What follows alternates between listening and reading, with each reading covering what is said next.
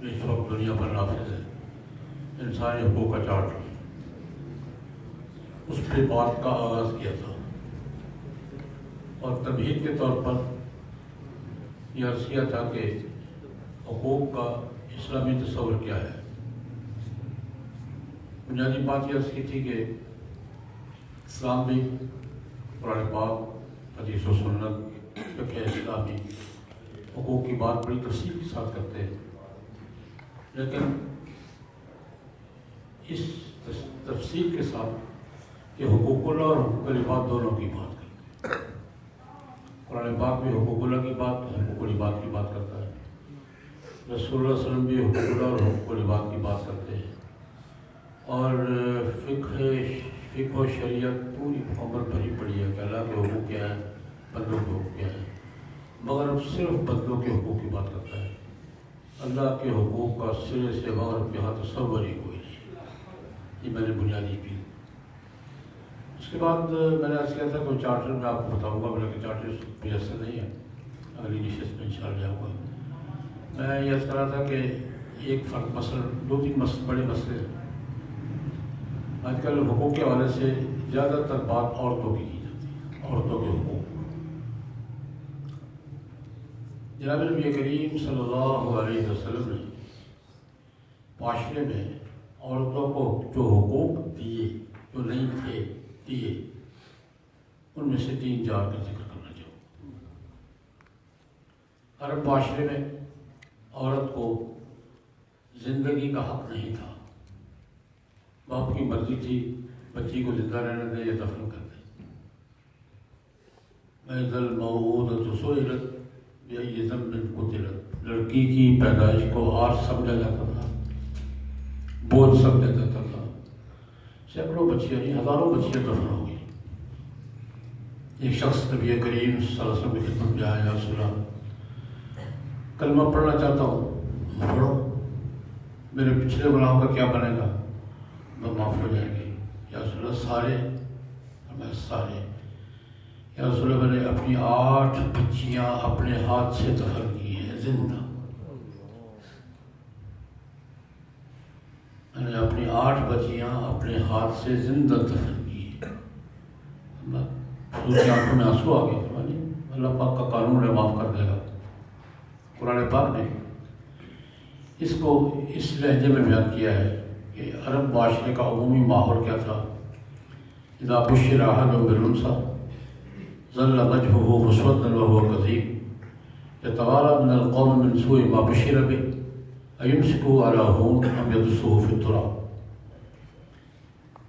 عرب معاشرے کی عمومی کیفیت یہ بیان فرمائی کہ جب ان میں سے کسی کو بچی کے پیدا ہونے کی خبر دی جاتی ہے تو شرم کے مارے چہرہ سیاہ پڑ جاتا ہے اس کا۔ ظل وجهه مسودا، قزیم، غصے سے سینہ بھر جاتا ہے اس کا، میری بیٹی کی وہی ہے۔ یتوارى من القوم، لوگوں سے منہ چھپاتا پھرتا ہے، من سوء ما بشر به، اس خبر کی برائی کی وجہ سے کہ لوگ مجھے لڑکی کا باپ کہیں گے، لوگوں سے منہ چھپاتا پھرتا ہے۔ اب یمسکہ علی ہون ام یدسہ فی التراب، اللہ اکبر۔ اس کے لیے یہ فیصلہ کرنا مشکل ہو جاتا ہے کہ ذلت برداشت کر کے بچی کو زندہ رہنے دے یا اس کو دفن کر کے معاشرے میں عزت کمائے۔ یہ بات، یہ معروف شاعر ہیں عربی کے فرزدق، بڑے شاعروں میں سے۔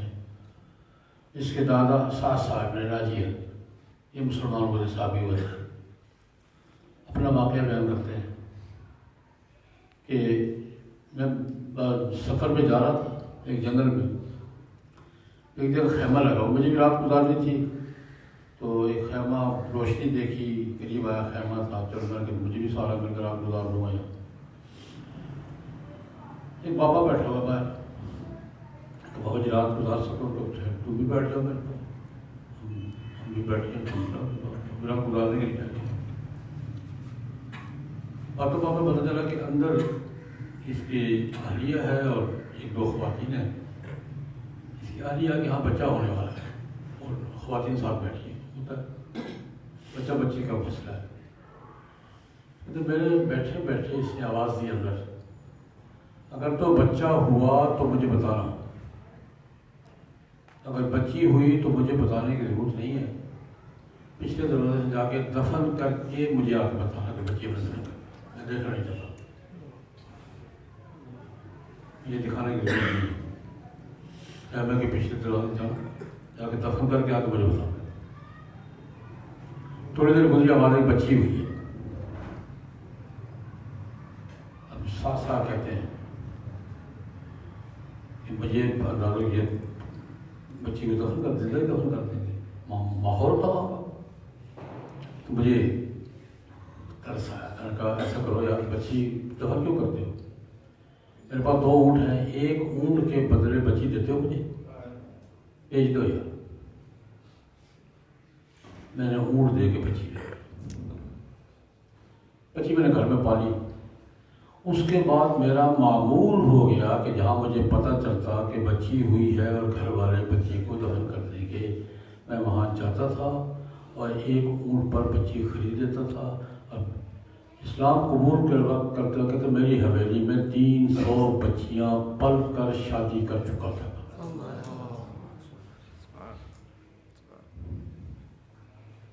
یہ آپ نے اللہ تعالیٰ اگر پڑھی ہے تو اس کو تفصیلی واقعہ ہو سکتا ہے۔ 300 بچیاں اس طریقے سے پتہ چلا کہ فلاں گھر میں بچی ہوئی ہے، مار دیں گے، جا بچی مجھے دے دو۔ عام طور پہ 1 اونٹ کے بدلے بچی لے لیتے، اور میں اسلام قبول کرنے تک 300 بچیاں گھر میں پال کر شادی کر چکا تھا۔ ایسے لوگ بھی ہوتے ہیں۔ تو یہ ماحول نبی کریم صلی اللہ علیہ وسلم نے اس کو ختم کیا۔ میں اس کا یوں تعبیر کرتا ہوں کہ نبی کریم صلی اللہ علیہ وسلم نے عورت کو زندگی کا حق دلوایا کہ اس زندہ رہنا اس کا بھی حق ہے، اس کو قتل شمار کیا۔ زندہ دفن کرنے کو کیا شمار کیا؟ قتل عمد ہے، یہ قتل شمار کیا، جرائم میں شامل کیا، اور حق دیا کیا کہ عورت کو بھی زندہ رہنے کا حق ہے، یہ پہلا حق ہے۔ پوچھتے اسلام نے عورت کو کیا حق دیا؟ اگر تو اسلام نے عورت کو زندہ رہنے کا حق دیا، اس کو دفن کرنے کو اسلام نے کیا قرار دیا؟ جرم قرار دیا، کبیرہ گناہ قرار دیا، قتل قرار دیا، یہ قتل ہے۔ حضرت عمر رضی اللہ عنہ، بخاری شریف کی روایت ہے، بڑی لمبی روایت ہے، خلاصہ عرض کرتا ہوں۔ جب ہجرت کر کے مکہ سے تشریف لے گئے مدینہ منورہ، پورے خاندان کے خاندان گئے ہیں، سینکڑوں خاندان گئے ہیں، حضرت عمر بھی فیملی سمیت آئے تھے۔ کہتے ہمارے ہاں مکے میں یہ معمول تھا کہ عورت کو کسی بات پہ رائے کا حق نہیں ہوتا تھا۔ ہمارے کو بات کہہ دی ہے بس، عورت ٹوکے تمہاری یہ بات، یہ سوال ہی پیدا کہ بیوی اپنے خاوند کی بات کو ٹوک سکے کہ جناب یہ ٹھیک نہیں ہے، یوں ٹھیک ہے، یہ سوال ہی پیدا ہمارے یہاں نہیں تھا۔ لیکن انصار مدینہ میں یہاں چونکہ باہر پرانا کتابیں تھی، علم تھا، یہاں آزادی تھی، لوگ عورتیں بات بھی کرتی، رائے بھی دیتی تھی، اختلاف بھی کرتی تھی۔ تو کہتے میرا خیال یہ تھا کہ ہم انصار کی عورتوں کے اخلاق اور آزادی ہماری عورتوں پر اثر انداز ہو رہی ہے۔ مجھے بات چبھتی تھی، یہ آزادی جہاں کی عورتوں میں رائے دینا، ٹوکنا، اختلاف کرنا، یہ ہماری عورتیں بھی اختلاف کرتی جا رہی ہیں۔ میں نے ایک دن گھر کوئی مسئلہ ہوا ہمارے گھر میں، تو میں نے ایک بات کی، یہ بات یوں ہونی چاہیے، تو میری بیوی مجھے کہتی ہے نہیں یوں نہیں، یوں ہونا چاہیے۔ میرے لیے یہ زندگی میں پہلی بات تھی کہ بیوی مجھے ٹوک رہی ہے، یوں نہیں یوں۔ میں نے کہا تجھے تیرا کیا کام ہے، اپنا کام کر۔ میں نے ڈانٹ دیا، تیرا کیا کام رائے دینا کہ یوں نہیں یوں ہے تو؟ میں نے کہا بابا جی مجھے مت پوچھو، بیٹی سے جا کر پوچھے جا پہلے۔ ام المومنین حفصہ رضی اللہ عنہ حضور کی بیوی تھی، ان کی بیٹی تھی، جا کے بیٹی سے پوچھو آپ کی بیٹی بھی ایسا کرتی ہے؟ کہتی میں تو سناٹے میں آ گیا، حضرت عمر کہتے میں سناٹے میں آ گیا، یار حفصہ کی حسرت کرتی ہے، جا کے پوچھ لو، میاں بیوی کی بات آپ کو پتہ کیسے انداز ہو کچھ ہو جاتا ہے۔ میں نے کپڑے وپڑے سنبھالے، چادر وادر اوڑھی، سیدھا حفصہ کے گھر میں، حفصہ کے گھر، بیٹی کے گھر۔ حفصہ، مجھے پتہ چلا ہے کہ نبی کریم سے کسی بات کا تم جواب بھی دیتی ہو؟ کر دیتی ہیں۔ کسی بات سے اختلاف بھی کرتی ہو؟ کرتی ہیں۔ کوئی روک ٹوک بھی ہوتی ہے؟ ہوتی بھی ہے۔ ہم تو پورا دن ناراض رہتے ہیں، میاں بیوی ہے، میاں بیوی ہوتے ہیں، کبھی ناراض ہو گئے، کبھی خوش ہو گئے۔ تو میں نے حفصہ کو ڈانٹا۔ بخاری کی لمبی روایت ہے، میں نے حفصہ بیٹا ایسا نہیں کیا کرو، رسول اللہ صلی اللہ علیہ وسلم سے اپنے خاوند سے اختلاف نہیں کرو، کسی بات پہ ٹوکو نہیں۔ حتیٰ کہ میں نے یہ کہا کہ اگر کوئی چیز ضرورت تو مجھے کہہ دیا کرو، حضور سے مت مانگنے پہ جھگڑا ہوتا ہے نا زیادہ، میاں بیوی کا جھگڑا کس پہ ہوگا؟ بڑا چیز چاہیے میرے پاس نہیں ہے، بھائی شروع ہوئی تو مجھ سے مانگ لیا کرو، حضور کو تنگ نہیں کیا کرو، روک ٹوک نہیں کیا کرو۔ یہ میں نے حفصہ کو، بیٹی تھی تو کیا بول رہا تھا کہ میں نے حفصہ کو ڈانٹا، ام المومنین حفصہ رضی اللہ تعالیٰ عنہ، اور کہا کہ خبردار حضور کے سامنے کوئی بات نہیں کرو گی، کسی بات سے اختلاف نہیں کرو گی، کسی بات پہ ٹوکو گے نہیں، کوئی بات ضرور تو مجھ سے کہہ دیا کرو، یہ روک ٹوک ٹھیک نہیں ہے۔ اچھا، ام سلمہ رضی اللہ عنہ کزن لگتی تھی ان کی، پھوپھی ذات تھی یا خالہ ذات تھی، ان کی کزن تھی۔ حفصہ کو سمجھا کر ایک جملہ اور کہا،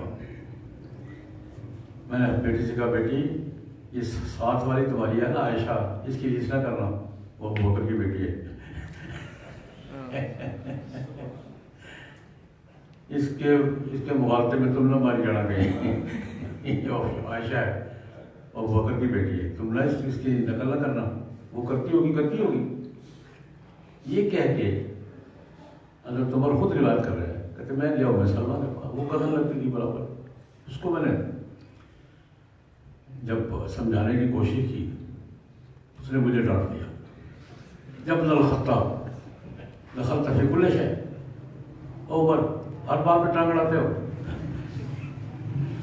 دخلت فی کل شیء حتیٰ ندخل بین ازواج النبی صلی اللہ علیہ وسلم، حضور کی بیوی اور حضور کے درمیان میں ٹانگ اڑانے آئے ہو، کرتی ہیں جاؤ۔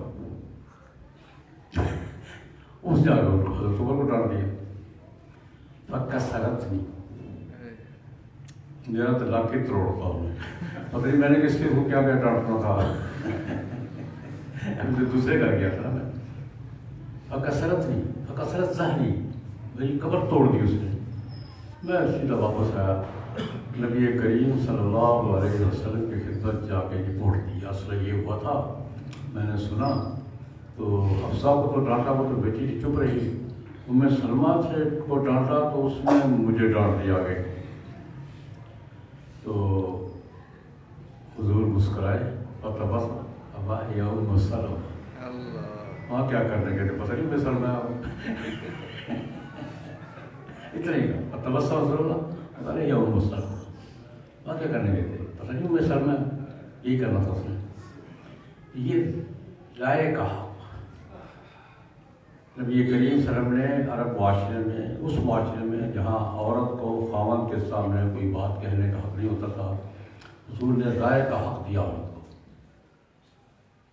ایک واقعہ ہوتا ہے، لمبی روایت ہے، بریرہ جسے بریرہ کہلاتی ہے، 2.5-3 صفحے کی روایت ہے، اور اس کا اتنا احساس کروں گا۔ ایک لونڈی تھی، حضرت عائشہ نے خرید کے آزاد کر دی۔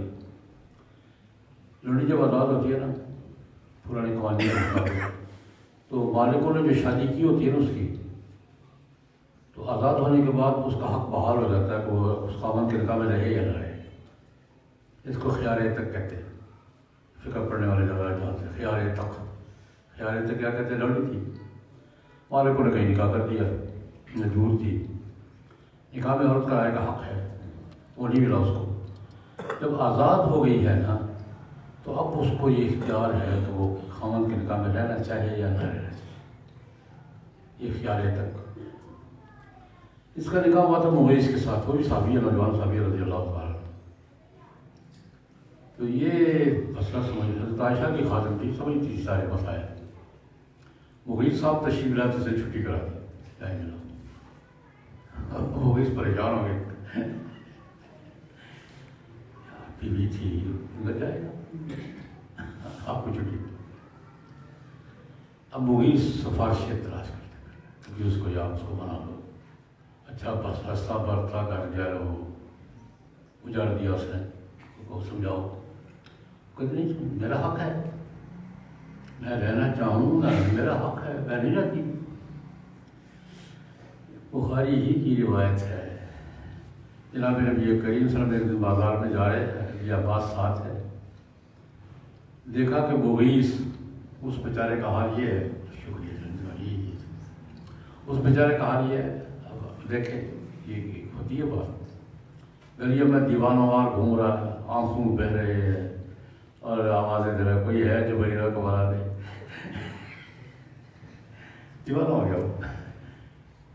اسی کا کل مدینہ کی گلیوں میں دیوان آوار گھوم رہا ہے، چکر کاٹ رہا ہے اور آواز دے رہا ہے، کوئی ہے جو بریرہ کو بنا دے۔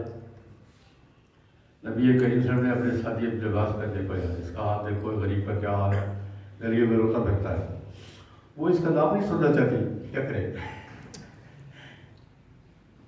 وہ اس کا نام نہیں سننا چاہتی، اور یہ گلیوں میں روتا پھر رہا، کوئی ہے جو بریرہ کو بنا دے۔ یہ منظر دیکھ کر نبی کریم صلی اللہ علیہ وسلم نے مغیث کی سفارش کرنے کا فیصلہ کیا بریرہ کے سامنے۔ اور ایسے موقع پہ سفارش کرنی چاہیے، جب بات یہاں تک پہنچ جائے تو کرنی چاہیے، نہیں کرنی چاہیے، کرنی چاہیے۔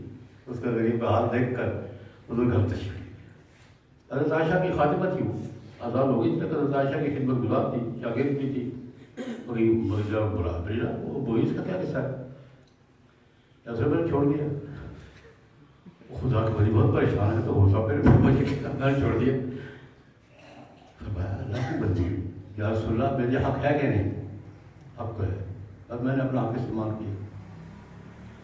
اللہ اگلی بات کہتے ہوئے ڈر لگتا ہے، حضور نے ہمارا بریرہ اپنے فیصلے پہ نظر ثانی کر سکتی ہو، کون کہہ رہا ہے، اس کو کہہ رہا ہے، باقی باتیں چھوڑے، بیوی کی خادمہ، بیوی کی نوکرانی کو کہہ رہا ہے۔ معاشرتی دیکھیں فرق دیکھیں، کون کہہ رہا ہے، بیوی کی نوکرانی کو کہہ رہا ہے، تم سرسانی نہیں کر سکتی، وہ بھی حضرت عائشہ کی شاگرد تھی، یا رسول اللہ حکم ہے یا مشورہ ہے، اتنا فرق سمجھتی تھی، حکم ہے تو پھر کس کی مجال ہے، ایسا یہ حکم ہے یا مشورہ ہے، حضور نے کہا حکم تو نہیں ہے، مشورہ ہے، اللہ آ جاتا ہے، مجھے کوئی ضرورت نہیں ہے، مجھے کوئی حکم ہے تو مجال ہی نہیں، مشورہ کرنا مشورہ، لا حاجت لی بہا، مجھے اس مشورے کی کوئی ضرورت نہیں ہے، کس کو کہہ رہی ہے، یہ رائے کا حق، نبی کریم صلی اللہ علیہ وسلم نے عورت کا زندگی کا حق دیا، رائے کا حق دیا، عزت دی، ایک جملہ عرض کروں گا، عزت، عورت کی عزت کیا ہے، اس معاشرے میں لڑکی کا پیدا ہونا عیب سمجھا جاتا تھا، اللہ پاک نے اس معاشرے میں نبی کے گھر میں 4 بیٹیاں پلوائیں، شادیاں کروائیں، تمہیں پتہ ہے بیٹی کسے کہتے ہیں، پورے پروٹوکول کے ساتھ، پوری عزت کے ساتھ، پوری محبت کے ساتھ، پوری شفقت کے ساتھ، حضور کی بیٹیوں کے ساتھ محبت کون نہیں جانتا، پھر سید بالخصوص سیدہ فاطمہ کے ساتھ، سب سے لاڈلی بیٹی ہے، اور حضور کی عزت دیکھیں، حضور نے بیٹی کو عزت دے کے بتایا کہ یہ عورت کی عزت کیا ہوتی ہے، حضرت فاطمہ آتی تھی، سب سے چھوٹی بیٹی تھی، لاڈلی بیٹی تھی، حضور اٹھ کے کھڑے ہوئے اپنی چادر بچھاتے تھے، فاطمہ کو یہاں بیٹھو بیٹا، یہاں بیٹھو، ارے چھوٹا سا بازار، چھوٹا سا لیکن میں کہتا تو عورت کی عزت، ام المؤمنین ام سلمہ رضی اللہ تعالیٰ معزز خواتین میں سے تھی، ان کے خان فوت ہو گئے تھے، ابو سلمہ بڑے مہاجر صحابہ میں سے، یہ بیوہ ہو گئی، نبی کریم صلی اللہ علیہ وسلم نے نکاح کر لیا، بڑی سمجھدار، بڑی باوقار خواتین میں سے تھی۔ اب یہ مسئلہ ہے کہ آپ فقہ میں پڑھا ہوگا آپ نے کہ شادی جب کی جائے نا تو کچھ دن نئی بیوی کے ساتھ الگ گزارنا بیوی کا حق ہے. ہمارے آج کل اس کو ہنی مون کہتے ہیں. یہ بیوی کا حق ہے کہ کچھ دن تقسیم میں نہ آئے. باقی بیوی اگر ہیں تو تقسیم میں کچھ دن اس کے ساتھ اسپیشل. اس میں فقہا نے کیا شرط کی ہے کہ گواری لڑکی سے شادی ہو تو 7 دن، بیوہ یا مطلقہ سے 7 شادی تو 3 دن اس کا حق ہے. 3 دن اس کے ساتھ خاوند رہے حق ہے اس کا. اب حضور 3 دن گزرے تو میں سلمہ سے کہتے جملہ سنیے گا. میں سلمہ تو معزز خاتون ہو، ان شئت سبعت لک، حق تو نہیں بنتا لیکن میں 7 دن تمہارے ساتھ گزار سکتا ہوں. کیوں؟ لیس بک اہل کے ہوان، تیری وجہ سے کہیں تیری خاندان کی بےزتی نہ ہو جائے. اتنی معزز خاتون سے 3 دن پہ رکھا لیا. جملہ پھر غور فرمائیے. لیس بک اہل کے ہوان، تیری وجہ سے تیری خاندان کی اپنے خاندان باقی برادریوں میں ناک نہ کٹ جائے، ہلکا پر نہ ہو جائے. صرف بیوی کی عزت نہیں، بیوی کے خاندان کی عزت کا بھی خیال ہے. حضور کو فکر کس بات کا ہے؟ ہم تو 4 دن 6 دن رہیں گے، اس کے خاندان کو لوگ تانے نہ دیں تمہارے خاندان کی عورت تھی حضور نے 3 دن دیے. مطلب میں انشیت سباب لگ میں 7 دن بھی گزار سکتا ہوں. اللہ سب کہ اعلیٰ اہل کے حوال ہوں، تیری وجہ سے تیرے خاندان کی حد تک نہ ہو جائے، لوگ تانے نہ دیں. انہوں نے افسروں کو بات نہیں ہے. جنہوں نے 2-3 واقعات دس کیے ہیں. حضور نے زندگی کو، عورت کو زندگی کا حق دلوایا، رائے کا حق دلوایا، عزت دلوائی. باقی باتیں پھر سے انشاءاللہ. اللہم صلی علی سیدنا محمد. نستغفرک ربنا ونتوب الیک.